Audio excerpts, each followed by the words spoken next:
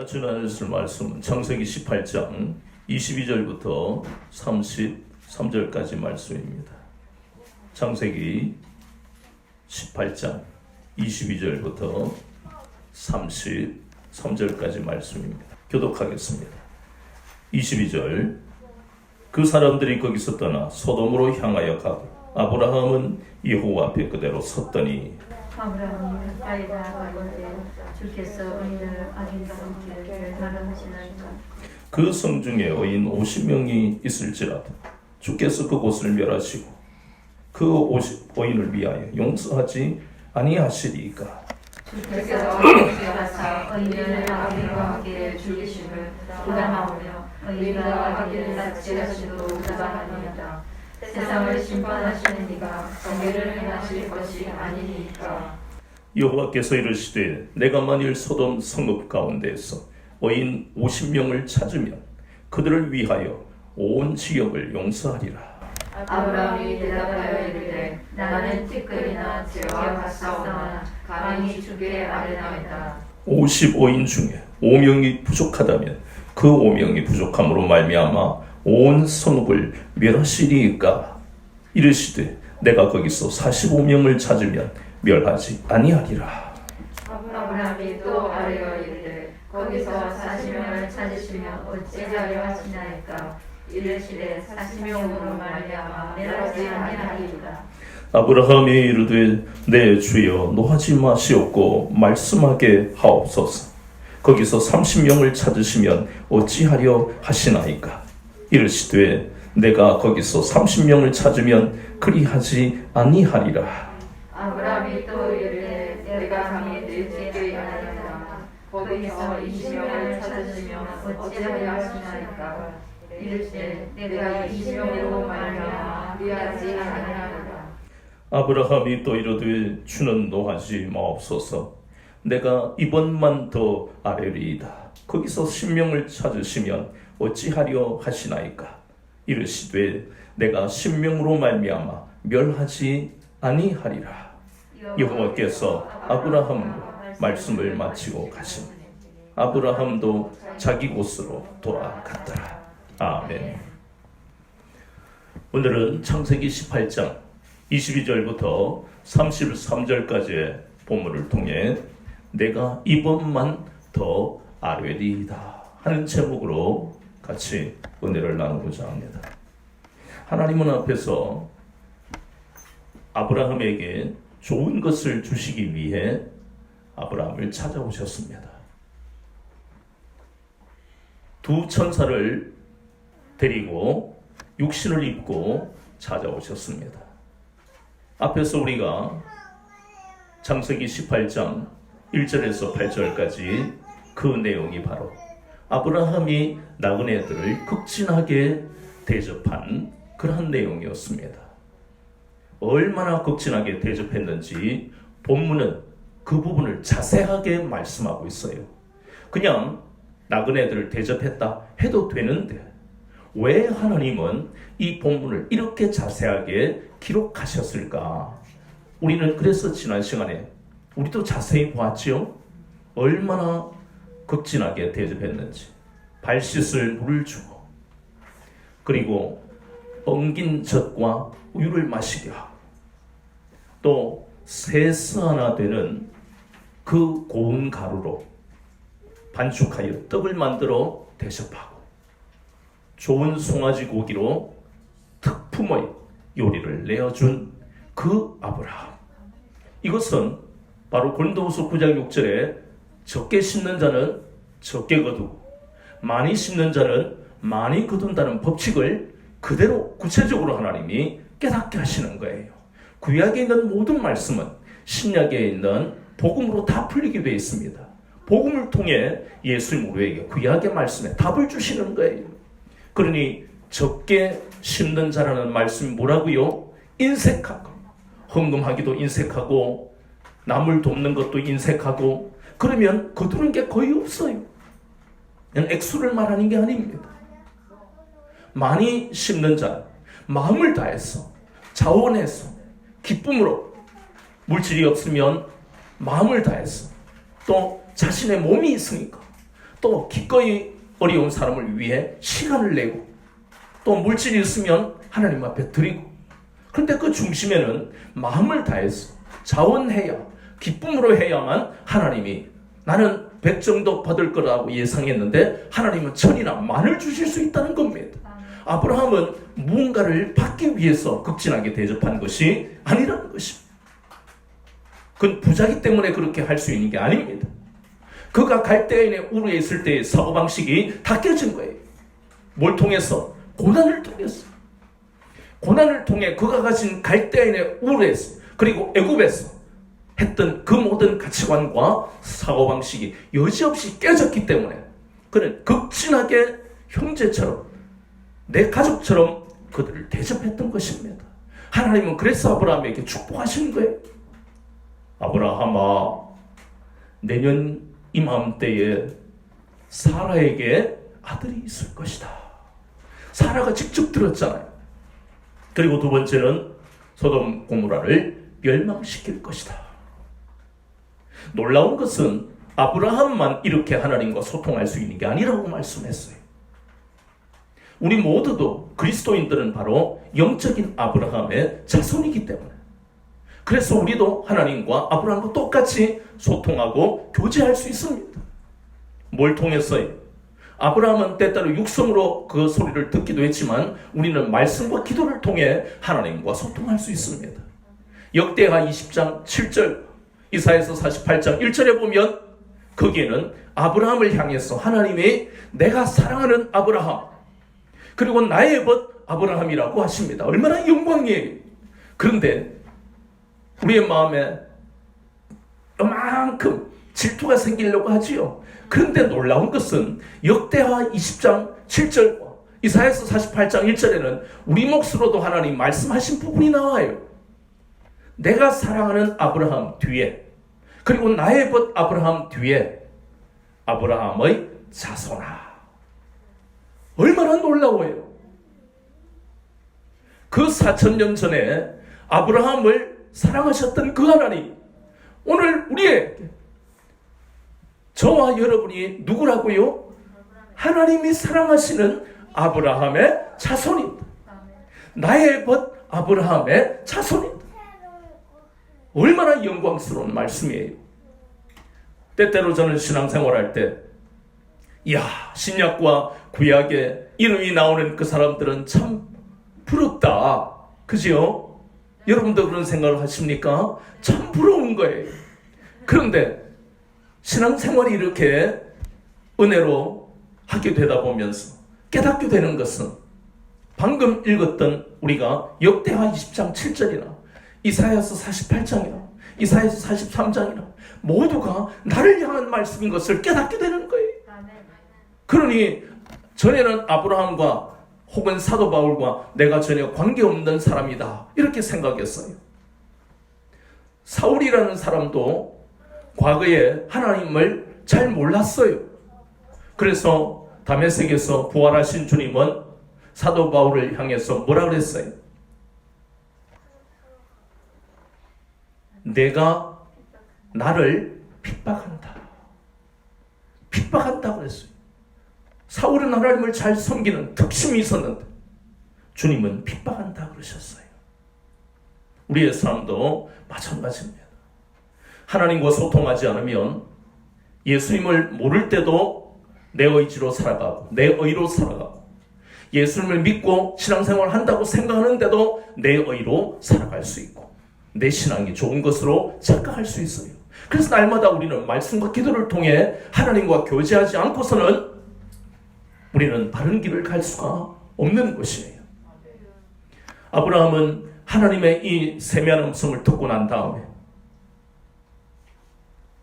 저 소돔에 있는 조카 롯을 생각하며 그리고 소돔 고모라에 있을 어인들로 말미암아 하나님은 저 악한 소돔 백성들이라 할지라도 그들이 얼마나 악한지는 본문에서 보았잖아요. 창세기 13장 13절에 그들이 악하더라 악하더라 하나님의 심판을 받기 전이더라. 그리고 에스겔서 말씀에도 그들은 가증한 짓을 한 백성들이다 그렇게 말씀하고 있어요. 그럼에도 불구하고 아브라함이 생각할 때는 소돔 고모라에 의인들이 있을 것이다. 의인들로 말미암아 하나님이 저들에게 긍휼을 베풀어 주시라고 그런 마음으로 간구하는 거예요. 본문 읽었던 본문이 바로 아브라함 그 마음으로 중보하고 있는 내용입니다. 첫 번째 아브라함이 기도한 것을 보면 믿음으로 기도하고 있더라. 하나님은 분명히 의인을 악인과 같이 멸망시키지 않을 것을 확신하면서 기도하는 것이 마태복음 13장 26절부터 30절은 대단히 중요한 말씀이 나와요. 그러면 아까도 제가 뭐라고 말씀드렸지요? 구약에 의문나는 모든 구절, 구약은 참 어려워요. 이스라엘 백성들을 향한 말씀이지만 그 속에는 오실 예수님과 그 예수님이 하실 복음 사역을 감춰 놓으셨기 때문에 바리새인들도 알지 못하는 말씀이에요. 그러니 이방인인 우리가 어떻게 구약 말씀을 깊이 알겠어요? 그런데 무엇으로 그것이 풀어진다고요? 복음으로. 복음으로 그 율법에 하나님의 말씀들이 풀어진다는 것입니다. 방금 우리가 읽었던 하나님은 의인들을 악인들과 함께 멸망시키시지 않을 것이다. 아브라함이 어떻게 해서 확신할 수 있냐? 그럼 우리도 확신해야 되는 거예요. 왜냐하면 우리도 아브라함의 자손들이니까. 그 답이 마태복음 13장 26절부터 30절까지 있습니다. 그 말씀에는 하나님이 사랑하시는 알곡들, 그 알곡에 마귀가 와서 가라지를 뿌리고 가더라. 그래서 제자들이 주님, 알곡이 잘 자랄 수 있도록 가라지를 뽑아야 되지 않습니까? 맞는 이야기지요. 그런데 주님은 뽑아라고 하시지 않고 놔두어라. 주님이 다시 오시는 재림의 때에 알곡은 천국 창고에 들이고 가라지는 불에 태워버린다. 이 비유의 말씀은 알곡은 오직 주님만 믿는 그리스도인을 의미합니다. 하나님의 자녀예요. 아브라함의 자손이라는 겁니다. 그런데 가라지는 불신자를 의미합니다. 우리가 반드시 알아야 할 것은 교회를 다니는 사람 중에도 무수히 누가 있다고요? 가라지, 불신자가 있다는 것을 아셔야 됩니다. 교회 다니는데 왜 저래? 실망돼. 그렇게 이야기하지 마세요. 그렇게 생각하지 마세요. 직분이, 자리가 예수님을 믿는 그리스도인으로 확증시켜주는 것이 아닙니다. 예수 그리스도를 믿지 않으면 그것은 교회를 다녀도 가라지입니다.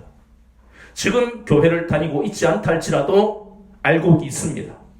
구원받을 백성들이 아직까지 세상에 많다는 것입니다. 그래서 우리가 예수님을 믿는지 안 믿는지 우리가 알 수 없어요. 기도해야 되는 이유가 여기 있습니다. 자칫 잘못하면 육신의 생각으로 사람을 판단할 수 있기 때문입니다. 아브라함은 영적으로 이렇게 열려있다 보니까, 이 고난을 통해 연단받다 보니까 하나님은 아브라함의 영을 열어놓으셨어요. 그래서 하나님 분명히 의인들을 악인들과 같이 멸망시키지 않는 것을 믿습니다. 그리고 이렇게 소돔 고모라를 향해서 기도할 수 있는 것은 그가 시편 34편 15절과 17절을 보면 하나님은 의인의 기도를 부르짖음을 들으시고 응답하신다고 분명히 깨닫고 있기 때문에 확신을 가지고 지금 기도하고 있는 것이에요. 내 기도를 들으실까? 안 들으실 거야. 나는 과거에 죄도 많이 짓고 술도 마셨어. 나는 하지 말아야 될 짓도 하고 악한 생각도 많이 했어. 하나님은 내 기도를 안 들으실 거야? 아닙니다. 이 땅의 의인은 한 명도 없습니다. 하나님이 우리를 의롭다 여겨주시니까 의인이 된 것이에요. 그런 마음이 들면 예수님의 이름으로 물리치세요. 예수의 이름으로 명하노니 내 속에 나를 정죄하고 있는 악한 영은 떠나갈지어다. 아멘. 그것을 하지 않으면 기도에 집중할 수 없어요. 그러면 나도 과거에 지은 죄를 기억하면서 분명히 동이 서에서 먹는 것 같이 옮겨버리셨죠. 그런데 자꾸만 생각나게 하고 나로 하여금 무거운 짐을 지게 만드는 것은 마귀가 하는 것이에요. 아브라함은 이제 그런 걸 떨쳐버리고 영이 열려서 소돔 고모라의 그 악한 백성이라 할지라도 분명히 하나님은 그 속에 있을 어인들로 말미암아 그들을, 그 백성들을, 악한 백성이라도 구원하실 거야 확신을 가지고 기도하고 있잖아요. 우리 중에 믿지 않는 형제와 가족들이 있어요. 친척들이 있어요. 내가 사랑하는 친구와 내 사랑하는 지인, 이웃들이 있어요. 그들을 바라볼 때마다, 우리가 하나님께 은혜를 받을 때마다 우리의 마음속에는 그들로 인해서 가슴이 아픈 거예요. 예전에는 어때요? 저 사람 지옥 가야 돼. 저 사람 예수 안 믿으니까 지옥 가야 마땅해. 저 악한 행동을 하니까 지옥 가야 마땅한 거야. 그렇게 했던 우리의 신앙이 이제는 주님의 마음을 품게 되었잖아요. 악한 백성이라 할지라도 우리가 복음의 씨앗을 뿌려야 되고 그들을 위해 기도해야 되는 것이에요. 왜냐하면 그들 중에 하나님의 백성이 있기 때문에. 고린도에 갔을 때 바울은 참 전도가 안 됐어. 지쳐버렸어요. 거기다가 질병도 찾아오고 물질도 떨어지고. 그런데 하나님은 그 중에 브리스길라와 아굴라를 붙여주셔서 물질을 허락하셨고, 그리고 성령님이 그에게 세미한 음성을 주셔서 바울 자신의 능력과 지식으로 하는 것이 아니라 성령의 나타나심과 능력으로 전도해야 되겠다는 것을 깨닫게 하셨어요. 그리고 가장 중요한 건 주님이 바울에게 음성을 주셨어요. 이 성 중에 내 백성이 많다. 그 고린도 도시가 얼마나 악한데요. 소돔 고모라와 똑같아요. 그런데도 불구하고 아브라함에게, 그리고 바울에게, 오늘 우리에게 현재의 상태를 보고 그 사람을 정죄하지 말고 그 사람을 대신해서 회개하고 기도해야 되는 것이에요. 그 사람이 지금 예수를 믿지 않는 그것이 하나님 앞에 죄죠. 그럼 그 죄를 내가 대신해서 회개해야 돼요. 불신자는 회개해요, 안 해요? 안 합니다. 해야 할 이유가 없어요. 아브라함은 지금 믿음을 가지고, 확신을 가지고 하나님 앞에 소돔 고모라의 백성들, 그 사람들이 어떻게 되는데 앞으로 몽땅 다 멸망당할, 그들을 향해서 중보기도 합니다. 두 번째, 아브라함이 어떻게 기도했습니까? 겸손한 자세로 기도했습니다. 나는 하나님 앞에 은혜 받을 가치가 전혀 없는 무가치한 존재입니다. 무능한 존재요, 하나님 앞에 죄인입니다. 그러한 심정으로 아브라함은 하나님 앞에 기도하고 있습니다. 그러한 말씀이 27절에 나오잖아요. 나는 티끌과 뭐 같다고? 재와 같다. 이것이 바로 자신이 무가치한 존재다. 무능한 존재다. 아무것도 할 수 없다. 소돔 고모라의 백성은커녕 사랑하는 조카 롯도 나는 건질 수가 없다. 먼저 하나님 앞에 그것을 고백하잖아요. 얼마나 자신이 무능한 존재인지. 이 겸손한 자세는 우리에게 필요한 것입니다. 내가 무언가를 할 수 있는 존재라고 생각하면 기도할 수 있을까요? 할 수 없습니다. 기도는 하겠죠. 그러나 깊은 기도로 들어가지를 못합니다. 믿을 구석이 있어 보세요. 여러분의 통장에 1억 있고 10억 있어 보세요. 여러분을 돕는 부모가 아직 있어 보세요. 여러분을 도울 인맥이 있어 보세요. 기도가 깊이 나옵니까? 안 나오십니다. 절실하게 안 나와요. 인도의 그 선다싱이 대단한 사람인 것을 우리 다시 한번 생각하는 것은 그런 지식이 있었어요. 대단히 똑똑한 사람이에요. 아쉬울 게 없어요. 집도 부자입니다. 그가 왜 간절해져야 돼요? 간절해져야 될, 갈급해야 될 이유가 전혀 없는 사람이에요. 그런데 그가 갈급한 것은 정말 특별한 은혜. 그 사람이 어떻게 기도하는지 전에 이야기했지요. 내가 모르는 신이시여. 인도에는요 수백 가지 신들이 있어요. 오만 잡탕들이 다 있다고요. 저도 과거에 대학 다닐 때 인도 철학을 배운 적이 있어요. 참 얼마나 잡신들이 많은지요. 그 신들 외에 내가 모르는 신이시여 나를 만나주세요. 나는 이 인생의 갈급함을, 도무지 목마름을 해결할 수가 없습니다. 그 신들은 해결이 안 됩니다. 만나주시지 않으면 내가 다음날 첫 기차에 내 몸을 던지겠습니다. 물론 좀 우리가 볼 때는 좀 무식한 기도지요.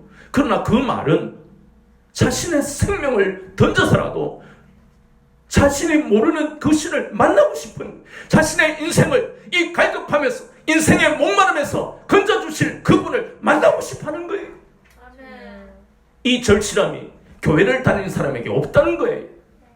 가슴 아픈 것은 하나님도 모르는 사람도 그렇게 기도했는데 교회를 다니고 있는 사람이 갈급함이 없는 것이에요. 이것이 더 불쌍한 것 아닙니까? 아브라함의 그 기도의 자세를 우리는 다시 한번 생각해야 됩니다. 이론이 아니 겸손한 자세. 마태복음 5장 3절에 예수님 뭐라 하셨어요? 심령이 가난한 자는 복이 있다고 했어요. 복이 있다. 심령이 가난하면 마음이 천국이 되는 거예요. 심령이 가난한 뜻이 뭐예요? 내 힘으로 안 됩니다. 하나님이 도와주지 아니하시면 안 됩니다. 하나님이 은혜를 주시지 아니하시면 나는 살아갈 수 없습니다. 그런 기도는 중환자실에 누워있을 때 하는 겁니까? 아닙니다.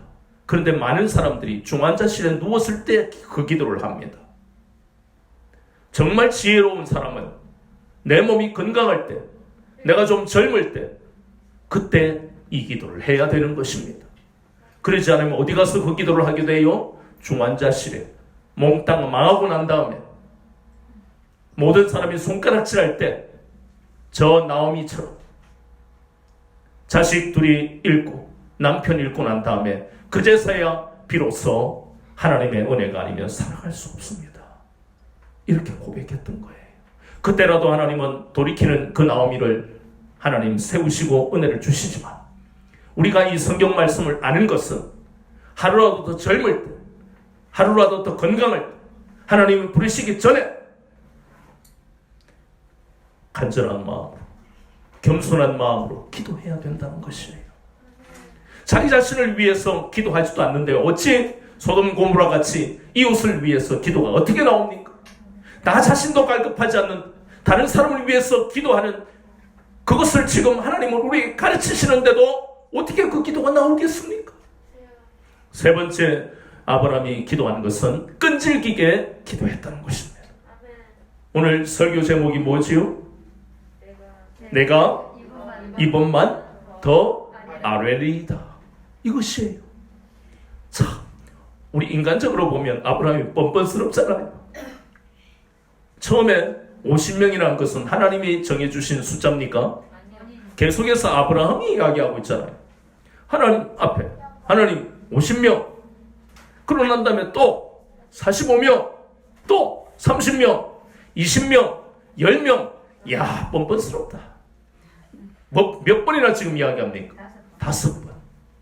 이번만 더 하면서 5번이에요. 우리가 볼 때는 정말 뻔됩니다. 정말 뻔뻔스러워요. 얼굴에 뻔뻔스러운 사람은 뭐라 그럽니까? 얼굴에 뭘 깐다? 철판을 깐다. 세상에서 뻔뻔스러운 사람은 환영합니까? 아닙니다. 그 사람은 다른 사람에게 손가락질 받을 정도로 정말 나쁜 사람이에요. 그런데 성경은, 하나님의 말씀은 우리가 생각하는 그러한 지식을 여지없이 깨뜨려 버립니다. 세상에서는 이것을 아브라함 보고 뻔뻔스럽다고 할지 몰라도 성경에서는 하나님이 이것을 뭐라 한다고? 끈질기다고 말씀하시는 거예요. 신앙생활이 쉽지 않아요. 그런데 습관만 바꾸면 자연스러워져요. 끈질긴 게 자연스러워지고 겸손한 게 자연스러워지고 확신을 가지고 기도하는 게 자연스러워져요. 이것이 바로 경건의 연습이에요. 끈질기게 하는. 그런데 이 끈질기게 기도하는 것은 아브라함만이 아니에요. 성경에 나오는 모든 믿음의 사람들은 다 끈질기게 기도했어요. 특별히 우리가 마태복음 15장 21절부터 28절에 나오는 수로보니게 여인이라는 가나안 여인을 한번 보세요. 자기 딸이 흉악히 귀신 들렸어요. 여러분 생각해 보세요. 여러분의 사랑하는 자녀가 질병이 왔어요. 감기 하나 걸려도 호들갑스러운 게 우리 인생인데 이 어머니는 딸이 귀신 들렸단 말이에요. 그런데 이 이방 여인, 가나안 여인은 다른 곳으로 찾아가지 아니하고 예수님께 나왔습니다. 소리칩니다. 주님, 내 딸을 고쳐주세요. 주님은 가나안 여인이 외치지 않아도 멀리에서도 인생들을 꿰뚫어 보시는 분이지요. 이미 아시는데도 불구하고 외면해버립니다. 안 듣습니다.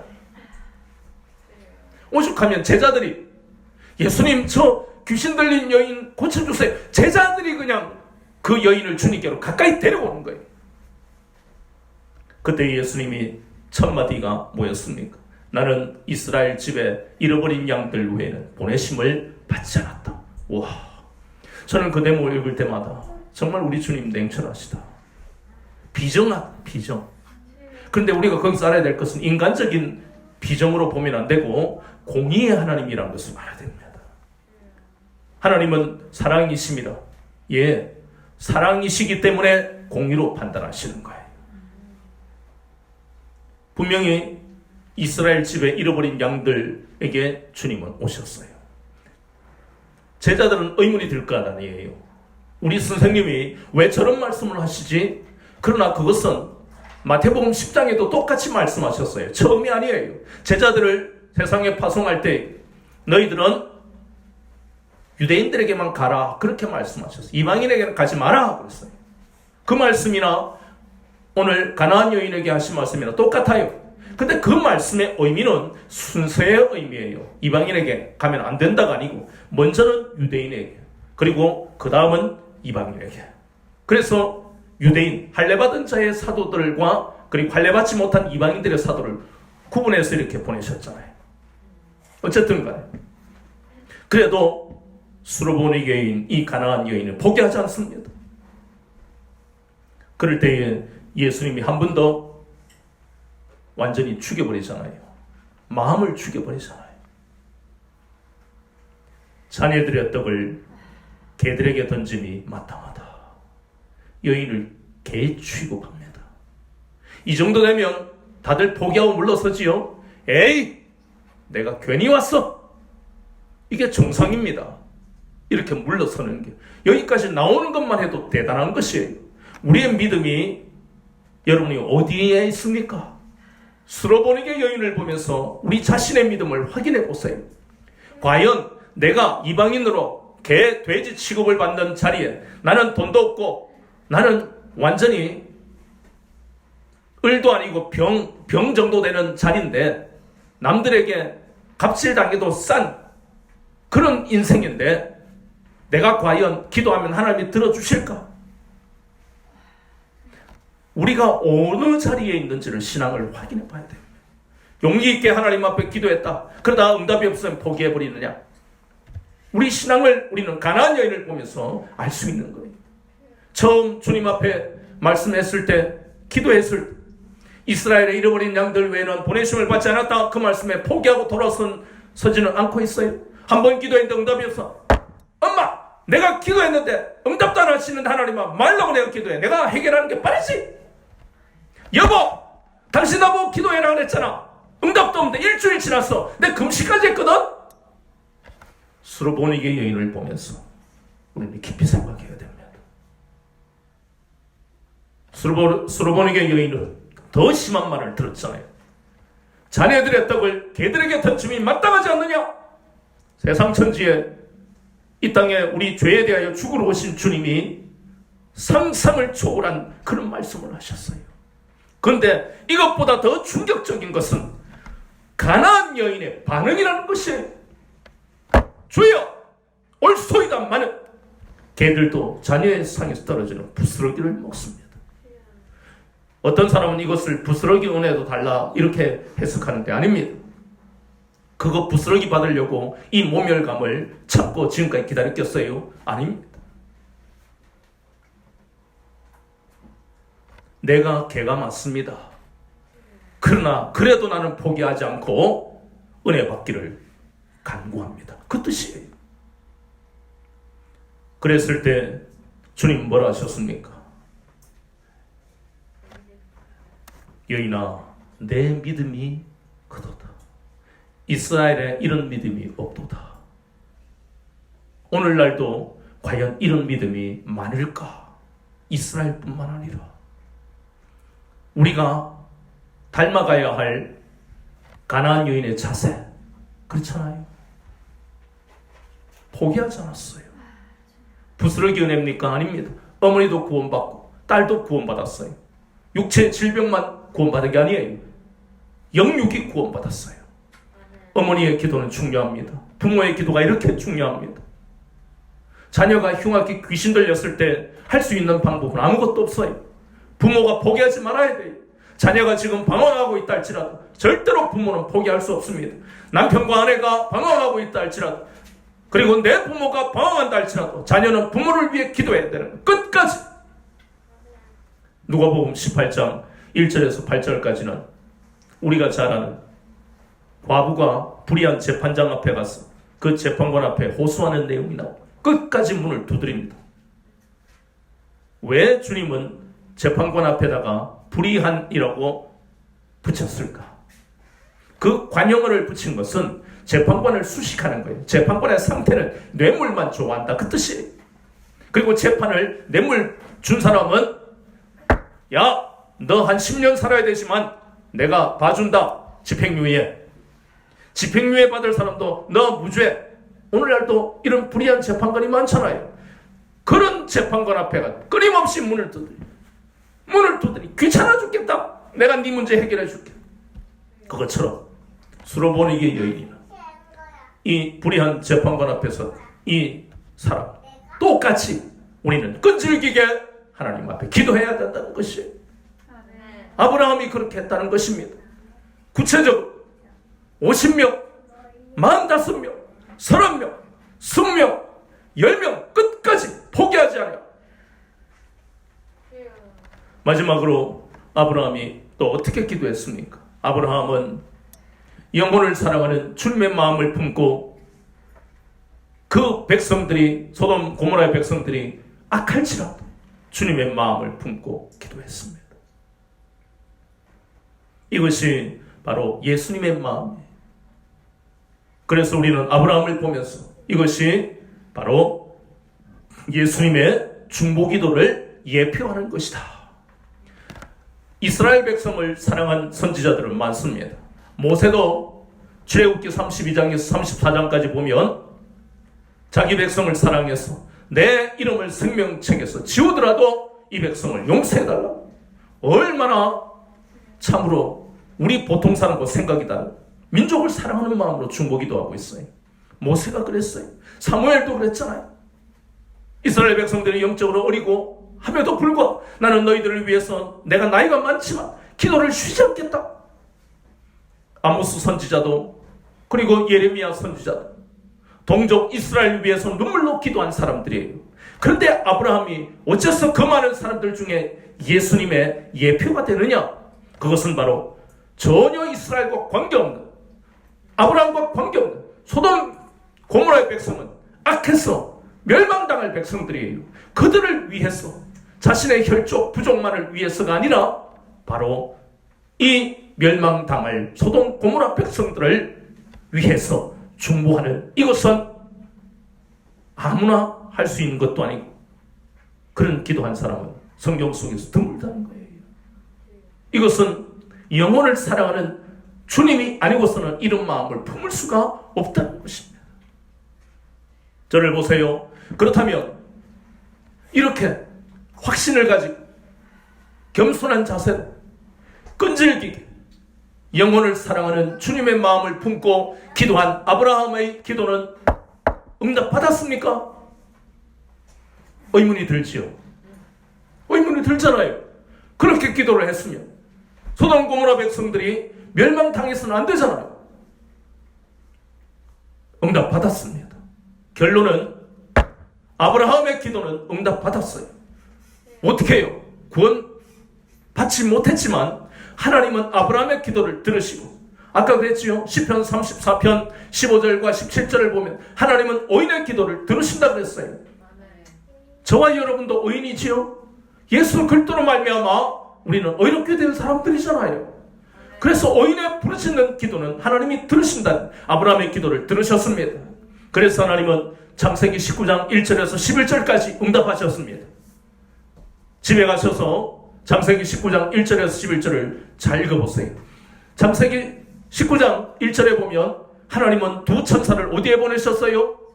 소돔에 보내셨어요.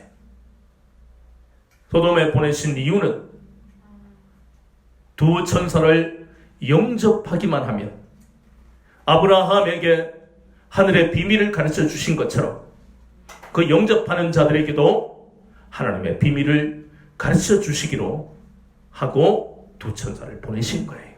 그런데 그 두 천사를 영접한 사람은 누굽니까? 롯입니다. 그럼 소돔 사람들은 영접 안 했습니까? 안 했습니다. 영접이 아니고 동성애의 그러한 습관대로 롯의 집에 찾아와서 그 두 남자를 우리에게 내놔라. 영접이 아니잖아요. 이사야서 55장 7절에 보면 하나님은 악인이라 불의한 자라 하나님께 나오기만 하면 용서하시고 은혜를 주신다고 했습니다. 그러니 이 본문의 말씀에 아브라함의 기도, 하나님은 천사를 보내셨고 그리고 영접하기만 하면 그들은 멸망당에 마땅할 그들이지만 그들이 자신들의 죄를 자복하고 통야 하나님 앞에 나오기만 하면 하나님은 그들이 구원받는 은혜를 베푸신 이 놀라운 기회를 그들에게 제공하셨어요. 이것이 아브라함 기도의 응답입니다. 그런데 그들은 하나님이 기회를 주시는데도 그들은 그것을 차버렸어요.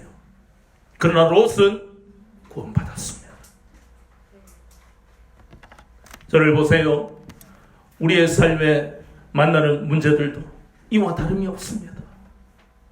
우리는 구원받아 하나님의 자녀가 되었어요. 하나님이 우리를 예수 그리스도의 그 피로 의롭다 하셨습니다.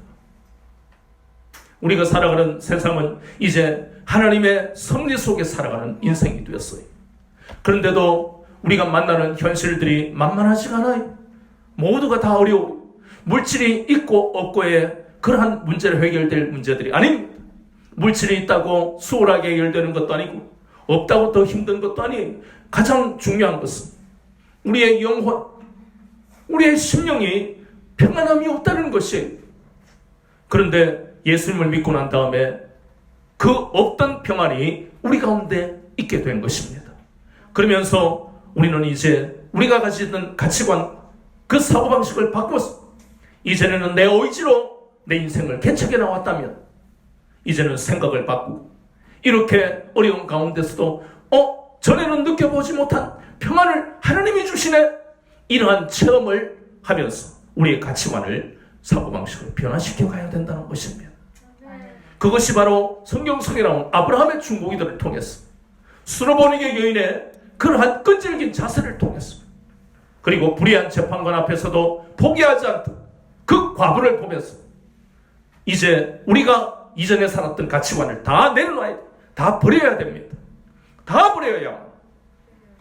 그래야 예수님을 믿기 전에도 인생에서 해결할 수 없는 문제를 만나는 것처럼 지금도 만나지만 이제는 그 문제 앞에서 우리는 뭘 먼저 하나님 앞에 봤습니까? 평안을 받는 거예요. 평안을. 예전에는 조그만 문제 앞에서도 불안해지다. 얼마나 불안해지지 몰라요. 저도 최근에 알게 되었습니다만 여성들이 나이가 들면 40이 넘어가고 50이 넘어가면 갱년기라는 게 온다고 그래요. 갱년기가 오면 몸의 변화가 급속하게 이루어지는데 그 증상 중에 가장 심각한 것이 불면증과 우울증이 온답니다. 그래서 많은 사람은 잠을 자지 못하니까 결국 그것이 심각한 병으로 발전하잖아요. 그런데 놀라운 것은 예수 그리스도를 믿고 가는 사람들에게는 하나님이 주시는 무엇이 있어요? 평안이. 오늘 우리는 이 아브라함을 보면서 이전에 가졌던 잘못된 모든 가치관을 우리가 돌아보고 이 말씀을 통해서 믿음의 사람들, 믿음을 가지고 살았던 사람들이 살아가는 그 모습은 바로 하나님이 우리에게 인생을 어떻게 살아가야 하는가를 보게 하시는 것이에요. 오늘 본문을 통해 우리는 이제 우리의 모든 잘못된 가치관을 내려놓고 아브라함처럼 살아가야 된다는 것을 우리에게 깨닫게 하시는 것입니다. 하나님은 아브라함 같은 오인을 찾고 계시는 거예요. 예전에는 세상 즐거움만 찾고 내 일신이 편한 것만 찾고 내가 간절히 바라는 것만 이루기 위해서 인생을 살았다면 이제는 그 모든 것을 내려놓아야 된다는 것입니다. 그것을 내려놓고 아브라함이 오늘 기도했던 것처럼 하나님이 기뻐하시는 기도는 어떻게 해야 되는가를 우리에게 말씀하십니다. 우리는 그래서 이전에 우리가 보았던 번제단 다음에 물두멍, 그 다음에 무슨 기도가 있어요? 정금등대, 그리고 진설병, 그리고 분향단입니다. 우리는 분향단 기도를 떠올릴 수 있다는 거예요. 분향단 기도는 바로 예수님이 우리에게 기도를 어떻게 해야 되는지를 가르쳐주고 있는 말씀이 바로 분향단입니다. 고기를 들고 저를 보세요. 분향단은 몇 가지 내용이 출애굽기 30장 1절부터 10절에 나와요. 거기에 보면 첫 번째 제사장은 성소에 들어가서 아침 저녁으로 향을 피우는 것이 그것이 제사장들이 해야 할, 매일같이 해야 될 일입니다. 향은 바로 기도를 의미하는 거예요. 향을 성소에 들어가 제사장이 피우는 것처럼 그리스도인들은 밤낮으로 쉬지 않고 기도해야 된다는 것이에요. 두 번째, 분향단에서 우리가 알 수 있는 것은 분향단에 향을 피우려면 불이 필요한데 그 불은 번제단에서 가져와야 됩니다. 다른 불을 가져오면 안 돼요. 우리가 잘 아는 레위기 10장 1절에 보면 다른 불을 썼던 제사장 누가 있어요? 나답과 아비후. 이 두 제사장이 다른 불을 쓰다가 하나님 앞에 죽임을 당했습니다. 오직 예수 그리스도로 말미암아 은혜를 받고 예수 그리스도 이름으로 우리가 기도해야 된다는 뜻입니다. 분향단 기도에서 우리가 또 알아야 될 세 번째는 하나님이 명령하시는 향 외에 다른 향을 써서는 안 된다는 것이에요. 그것은 하나님이 향은 뭐라고 해야 할까? 기도라 그랬잖아요. 기도. 하나님께 올리는 기도. 하나님이 받으시는 기도. 하나님이 받지 않아야 하시면 아무 소용이 없잖아요. 하나님이 명령하신 향이 아닌 것을 쓰면 안 된다는 것은 바로 우리가 이 땅에 기복주의, 속물주의, 인본주의로 기도하는 성공과 출세 이러한 것들을 위해서 기도해서는 안 된다는 것입니다. 그것이 먼저가 아니라는 것이에요. 부자가 되는 것이 죄를 짓는 것은 아닙니다.